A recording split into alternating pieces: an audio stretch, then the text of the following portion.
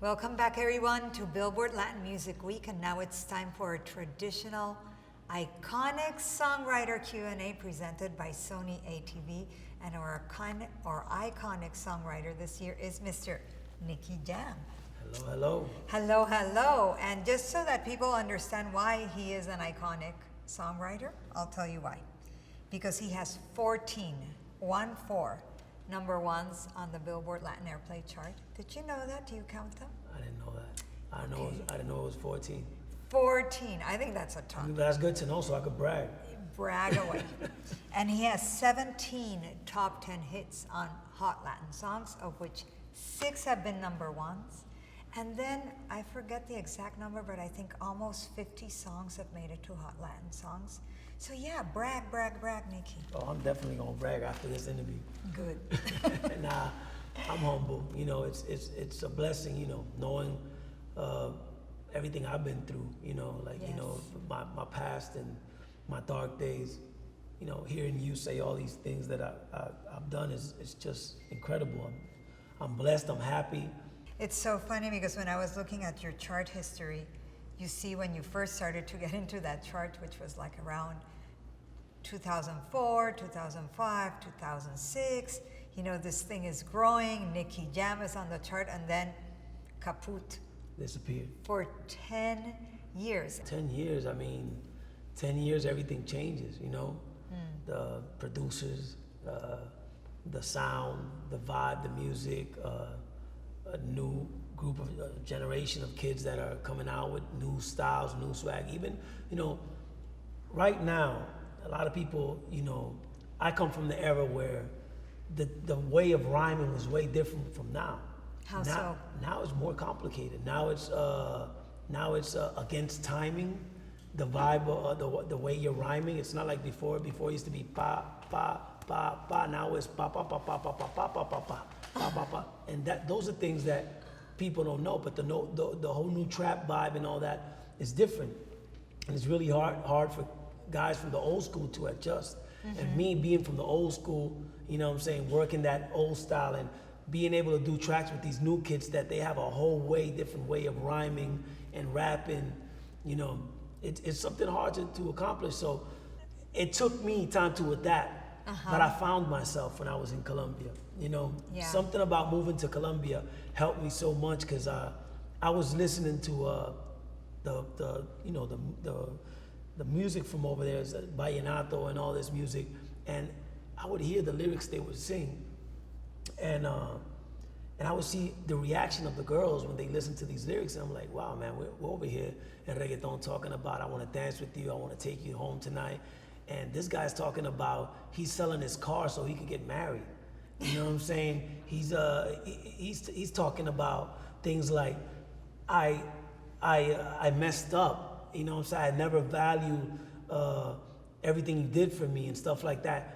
When in reggaeton music, we wasn't writing lyrics like that. We was like, well, you left me, F you, I'm gonna go get somebody else, and blah, blah, blah. And perrea. Yeah, so that Colombia gave me my whole new energy in music. Because I said, wait, I'm gonna be that guy. You know, you admitted, in a humble way, you're not scared to say you're a disaster and you messed up and all that. And that's how songs like El Perdón, Voy a Beber, and all these hits came out. Listening to, you know, the typical music from Colombia. Música de amargo. Vallenato y todo eso. And apart from that, and I was seeing the reggaeton songs from Puerto Rico that people were really liking in Colombia. So I said, if I come with this vibe, and I was just thinking about Colombia. I was thinking about doing hits in Colombia. I wasn't thinking about the whole world. I guess that it worked around the whole world. And El Perdón, which was like that big breakout hit. Yeah. It has that beautiful line of, because the song, of course, is she's getting married with someone else, and he's dying. You're going crazy. To be honest with you, at first, when I started writing these lyrics and showing these songs, my boys from Puerto Rico, that they were used to the like hardcore reggaeton and club, they were like, bro, that's too romantic. I don't know, that's not gonna work. You know, it'll probably work just for Colombia. But see, that's how unpredictable music is. You know, it didn't work only in Colombia. It worked all around the world. And I came with a whole bunch of songs that were already being hits in Colombia. You know, Yes. like Juego Prohibido, Piensas en mí, Curiosidad, and a couple of other two songs that were like big hit national, and they came with that same vibe. It was just me being humble, me showing that a more, you could say, mature part of me. You know what I'm saying? An adult part of me, like, you know, admitting my things that I did wrong and all that in my lyrics. And at the same time in social media, I was talking about me trying to get back up again and showing people that I just bought a Mazda 6 and I was happy about that. And people were like, bro, you had Mercedes and Beamers back in the days, and why are you bragging about a Mazda 6? Well, because I was broke and I didn't have a car. And I transmitted that musically. I transmitted that in my social media. And, you know, sometimes the environment where you at is very important. And Colombia gave me so much love that made me love myself more and love the world and show that love to the world. Nicky, you've been like through a lot. I mean, you talk a lot about the pain you've gone through, but it's been a lot of it. Yeah, too much. Well, to be honest with you, people, I've talked to friends, or when I met a girl at the beginning, they think I'm lying. You think that you needed to go through that to write how you do, or you think you had it in you all along? You know, I'm gonna be honest with you. Everything helps, but what I really needed to was exactly what I just told you. Go to a place where I felt good and find myself, you know, and do some soul searching. And the beautiful streets of Medellin and beautiful people in the culture was what really made me do better music. Of course, and if you're asking when I was doing drugs, I mean, come on, how creative you could be when you're doing so much drugs. Your mind is not working, your brain's not working the way it could really work. You know, this is the thing with drugs. But at the moment you think you're being brilliant, right? No, and you can even do hits. Okay. You can even do hits while you're doing drugs. That's the problem. That's the whole problem. I did hits while I was doing drugs, big hits. So you're like, this works? So I'm saying it works, but it worked because in that time, your brain cells weren't that affected. And they were like going by the vibe and the whole high and everything. But once your brain cells start burning up, you be like, you still think what you're doing is good. And you're the only one that thinks that. People from the outside be like, yo, bro, I don't think that song's alright. But and you're like, you crazy, man? This shit's crazy. But it's you being crazy. It's you not having the brain where you have to have it. So, you know, it affected me. Drugs affected me lyrically because I didn't know what I wanted in life, and I didn't even know what to write. I was just writing what I thought sounded good because I was in a bad spot. Once I found myself, I lost weight, I felt better, I loved myself again. That type of drug right there is the drug that you need to give best music for the people and to write better lyrics. I love that. So let's talk about some of these hits. I'm going to talk about the ones that I really like. I'm so predictable. Okay. El Amante. El Amante. Okay. So tell me I gotta say this. El Amante is one of the best songs that I ever written. Cause El Amante is so, you could say, it's where I think I was in my finest as a writer. Really? Why? And I'm gonna tell you why. This is when I knew that I did something big. When Romeo Santos called me and said, I want to do a track with you, bro. I heard El Amante, and I've never seen somebody write in the urban music like you wrote that song. Now, if you listen to that song, you probably say, well, why? It's a really simple song. Well, the song talks about this guy that's saying, normally it's girls, saying, I'm tired of being the lover. Okay? I see him bragging about it. I'm just tired of seeing that. So I did this song for him. So when he listens to it, I want to see his reaction. And I know I probably sound like, you know, like childish, but that's what you bring out of, the song says, but that's what you bring out of me. So that part that he said, esta la hice pa' él, Cuando la escuche quiero estar ahí para ver. Cuando se entere y sepa que soy dueño de usted. Tal vez suene un poco mal, lo sé, y no me luce. Todo es por usted. That's that intro right there before the hook. And obviously the hook is just the dancing part. Mami, yo me siento tuyo. Yeah. But that intro right there is epic, man. I think it's epic. think so, too. It's one of my favorite songs. And to hear Romeo Santos is one of the best writers from our generation. Yeah. Tell me that I did a good job there. It was like amazing. But at the end of the day, when we did a track, I did a track he wrote. You know what I'm saying? But we're working on a new track anyways. You are. Yeah. For the new album, Infinity, Maybe. which is coming Maybe. in January. Maybe. Maybe. Okay, let's what is for sure? There is a new album coming out in January. Yeah. Eso sí. Yeah. Eso no maybe. Yeah, Infinity is my new Fact. album. It's called Infinity because it's my 8th album. Ah, very It's cool. my 8th album, and so Infinity, I think was the perfect name for it. Agree. It felt good, and I was looking for a name that was, attractive, and I think that name has it. Because my last album was Intimo, and it was kind of like I could say Intimo was kind of like I wasn't in a good spot at Intimo when I did that album because No? I was divorcing and my whole public life was out there and everybody wanted to know about what happened, and I wasn't used to that because I'm always private about my life. I always try to keep private my life in that. So it took me to a spot where I did an album where it wasn't really me, and even the name Intimo tells you it's like me just trying to try to be shut out the world. I was just trying to hide from the world. But not this album. This album has a whole different vibe. It seems to me like you're one of these people that needs to be happy to do your best, right? Definitely. And I'm not an album guy. I'm more a single guy. I do single. I like doing singles. I like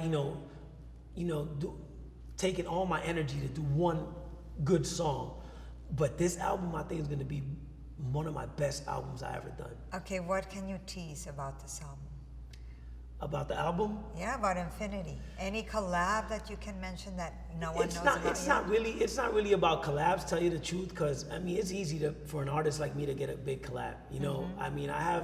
I have the name, I have the exposure, I have the following. I could do that. Anybody could do that. I could just sit down and work and do collabs and call anybody. They will automatically go ahead. You know what I'm saying? I could DM any of these rappers or any of these famous singers and say I want to do a song. And I even had a whole bunch of offers, but this is more about me doing good music, like me going back to the essence. Okay. This album is Nicky Jam, El Perdón, El Amante, but new, obviously. Okay. But what's going on? No, it's not the same vibe. It's not the same music. The stuff I like. You're gonna like it. I know you're gonna like it. It's a crazy album. It's kind of edgy. You know what I'm saying? Because it has hard lyrics, but they sound so smooth that you don't feel it. How do you decide who to collaborate with? I'm not really a fan of collaborations. I'm more about feeling. See, what you're saying is more. A business decision. It's more business type of vibe. I know artists that I know is going to bring me way more money when it comes to my single and my master, but his vibe is or her vibe is so heavy that I don't want to do it. I don't want to go through it. So I just rather just do music with somebody that's starting out or is new, but has a good vibe. Because see, the vibe that you do in the studio, people feel it when they listen to the song. So you could do a big song with the best video that cost you, I don't know how many, probably $1 million and all that. I'm just saying crazy numbers just to say it, but that's what it's gonna look like. It's gonna look an expensive production. Is that a hit? I know a whole bunch of songs that are out there right now, and they're even charting on the billboards. It doesn't mean there's a hit. Doesn't mean that people are really enjoying it in their car and everywhere you go you're gonna hear the song. No, it's just it's well worked. It's more business. Yeah. And I tried that, and I felt it. I tried that vibe to like just work with big names and collaborations with the big artists, the artists that's killing the game in the moment. But this album, my vibe went more into like, okay, I want to do music that people be like, wow. That they're going to play now and in 5 years and in 10 years. And apart from that, say this is why I fell in love with Nicky. So This is what I like about Nicky. And how do you write, Nicky? Like, what's your process? What I do is I do melody first. Always. Always do melody. So let's say I was writing El Perdón. I would go into the booth and I would start. I'd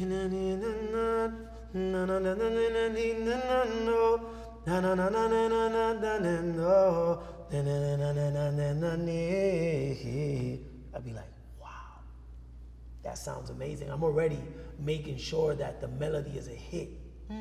Okay, so now what I'm gonna do is I gotta make sure that the words that I put there matches up with the feeling that the melody has. This is before you put in a loop, before you put in a beat, before you put any of that. Well, obviously, no. Obviously, we have the beat that or it could be a guitar. Like, okay. Sometimes I only know how to play like I can say 2 or 3 chords. I don't know that much, and I've done so much songs with that. You know what I'm saying? I'm not the best guitar player. I play horrible, but the little I know helps me to just come out with some lyrics and come out with music, and then I go to the producer and I'm like, okay, I need you to from this guitar, this tone, do a beat, and they do the beat, and then I start doing the melodies on the beat. Sometimes they already bring me the beat, and so I'm just on the booth and I start doing the melody. I think a lot of singers do that. I personally saw that vibe, and that's why it helped me so much in my comeback. Because before, for me to write music, it was kind of hard. I'm a freestyler. I freestyle a lot. I do a lot of freestyling and all that. So I would you could tell that mostly things that I would do in the booth was just freestyling. And when you freestyle, it's not going to be a hit. Because it's kind of messy. Okay, so one day I was in Colombia. These were like when I was beginning in Colombia, I would stay at a hotel and just pay like a month with the shows that I would get, the cheap shows that I would get, and that would be my house. I was watching, can I say the name of the show? Sure. I was watching HTV. Okay. And I saw Juan Luis Guerra talking about the way he writes music. So he's sitting down and he's saying, well, what I do is that, obviously I'm a big fan of Juan Luis Guerra and I think he's a genius and I love him so much. And he said, what I do is I lay down the melody first, and then I put the lyrics. Yes, that's true. And I said, what? And I went to the studio and I tried. After I did that, my life changed. My music changed, everything changed, because... Does he know this? I think he did. I told him once in a restaurant, but I mean, every time I'm next to him, I'm nervous. I'm not gonna lie. Because I'm a big fan, and I'm trying not to be starstruck, and I'm trying to act cool, but he's so humble at the same time that it gets awkward if you tell him how much you like him. Obviously you met him, so he's not the guy that you tell him good things and he's like, it's kind of hard for him to take. He cringes. Now let's talk a little bit about film.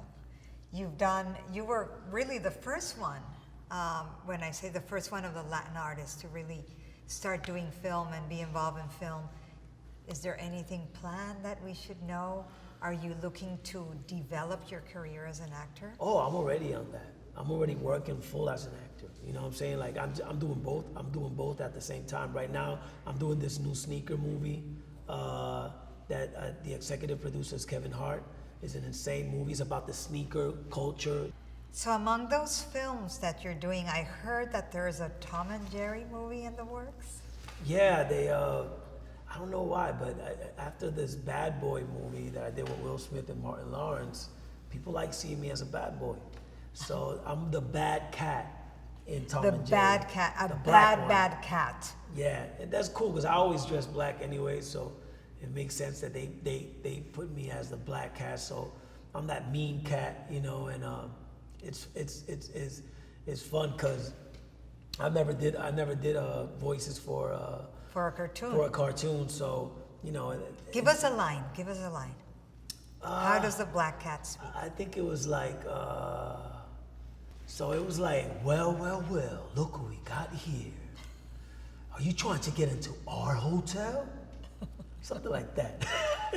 But I had to change my voice, okay? Okay. I love it, the Black Cat and Tom and Jerry. I'm signed with Westbrook, Will Smith's company at the same time. So, you know, that they're helping me a lot too in my career as you know, the acting thing and everything. So you're taking auditions everywhere. I'm doing a lot, and I got a lot. I just try not to say it because they have really like very, you know, when it comes to movies, they're a little bit more private than music. You know, like, Yeah. you know, sometimes you can't say because obviously if their idea is to have an artist like Nicky Jam in their movie and make it a surprise and make it something big, I'm gonna blow it up if I say it. You know, I don't even know if I blew it up telling you about the sneaker movie thing, but at the end of the day, I'll go, oops. Oops. Mejor pedir que pedir Perdón perdón que que permiso. permiso. Well, two things. First, how do you define yourself? As a songwriter, a musician, an artist, a what? A creative? How would you describe yourself first? If you were to meet me on a plane, mucho gusto, I'm Nicky Jam, I could say an artist. Okay. Because I feel that I could do so many things that I just can't say music. You know, I'm doing acting, I'm doing music, I'm so many things that has to do with art that I could say I feel better saying I'm an artist. And has the pandemic, number one, and all the social unrest, number two, and all the protests around Black Lives Matter, and the upcoming elections, does any of that get into your music, Nicky? Well, I try not to mix that with my music. You know, my personal feelings about everything that's going on got nothing to do with my music, because the vibe, the kind of music I sing, it has nothing to do with politics or, you know, or anything about that. But do I have my own opinions? Yeah. Do I have my mentality about a lot of things? Do I like a lot of things that are happening? No. I am doing my show, my podcast called Rockstar, The Rockstar, Okay. where I'm gonna talk about a lot of these things. So stay tuned, and y'all gonna see the show where I interview people, and as well I give my opinion about a lot of things. So if you guys want to know how I feel about all this that's going on, and want to know a little bit more about all these artists and get a little bit more intimate, this is a good place to see it, because I mean, I can't tour right now because of this situation. So I want to work, and I'm working hard. I'm doing so much. I'm doing real estate. I'm traveling all around the world, all around the States, trying to buy real estate and, you know, just keep my mind focused. I have this bakery called La Industria Bakery that we're doing in Bayside, and we're gonna do a whole bunch of franchise all around the state. Yeah. What's the specialty? It's gonna be brunch, and it's gonna be bakery and brunch. What kind of Bistro. bread? It's gonna be well, you know, it's you could say it's more it's these Venezuelans that I went to their restaurants. Okay. I went to their restaurant and I really love what they did, and they gave me an idea. So in my mind, I was like, okay, I want to do my own restaurant where people go and want to take pictures of their breakfast. It's gonna be so incredible and so nice and so delicious that people are gonna go crazy. And I'm gonna take a whole bunch of artists over there, and it's gonna work a lot. Bayside's gonna be a hit no matter what. Bueno, y ya para terminar, we've spoken about how you write your best songs when you're in love, and you're in love. I'm in love. You're in love, so what has that done to your music in this new stage? I mean, this album, I'm telling you, is one of the best albums I ever done. And you know, she's been with me. She makes me feel good. How did you guys meet? Remind me. We was doing a video in the Atrévete video with Sesh. And Sesh, and she was the model for the video. She was, and we was like, the video was me trying to make her fall in love with me, and it happened in real life, because we both fell for each other, and we've been together, and I proposed, and We're And happy. You're married and you're teaching her Spanish. I'm teaching her Spanish. Muy bien. I'm teaching her Spanish. She's learning Spanish. She's doing her own thing. I mean, you know, I admire her a lot because she has her own thing going on. She has her own company. You know, she has her Sid Rose clothing line that she's working. She worked with Nike, with Adidas. I mean, she's so successful. It's like the first time I've been with a girl that's been so successful, and she has her own. You know, it feels good. It I feels good bet. to be with a girl that, you know, don't depend on me. You know what I'm saying? She has what she has, and it's like, you know, it's respectful. She plays basketball with us. I mean, we play basketball with like I don't know, like probably 9-10 guys every day, and she's one of the guys playing basketball. And every time I take her to play basketball, everybody be like, "Yo, bro, your girl could play. Like she could play." And she's blonde, blue eyes. She looks like a Barbie, but her ball handling is insane, and she don't miss a ball. And you know, she's from the South. And Nikki, last time we spoke at Billboard Latin Music Week was, I think it was 3 years ago, right? Or 4 years ago when I had you with J Balvin and we spoke about what was going to happen with Latin music. Was Latin music going to become #1? And really at that point, Latin music was doing really well. We were excited, right? Yeah. But since then, so much more has happened. Did you see it coming? Yeah, of course. Yeah. I felt it, and I'm so happy because I feel like one of the architects that made that happen, you know. And I'm not talking about because what I did now and then Perdón and all these big hits or El Amante hasta el amanecer. I'm talking about what I did in 1992 when I knocked on doors and I tried people to, you know, play our music, and today look where it's at. So for me, it's even better to see what Bad Bunny has accomplished, what J Balvin has accomplished, especially J Balvin, because I saw the struggles of being a Colombian guy trying to make it in the urban music. You know what I'm saying? Being paisa, having an accent. Because, you know, reggaeton, one of the things that define reggaeton is that street accent. Yeah. You know what I'm saying? And Balvin don't have that street accent. No. But he found a way of doing it where it sounds cool. So I love that. I respect that. Anuel, Osuna, Maluma, all of them, man. I love them. I'm happy they're doing good. And I'm always in their projects, man. They call me, they have an album, I do a song with them. It's the best thing in the world to like be one of the big guys in the music industry and be friends of all the big guys of the music industry. You feel like you're untouchable. Oye, thank you so much No, for thank being you. Thank our you. Sony ATV iconic songwriter this Yes. year. It's a pleasure. I can't wait to hear Infinity Amen. and your You're new gonna hear love it. songs. You're gonna hear it.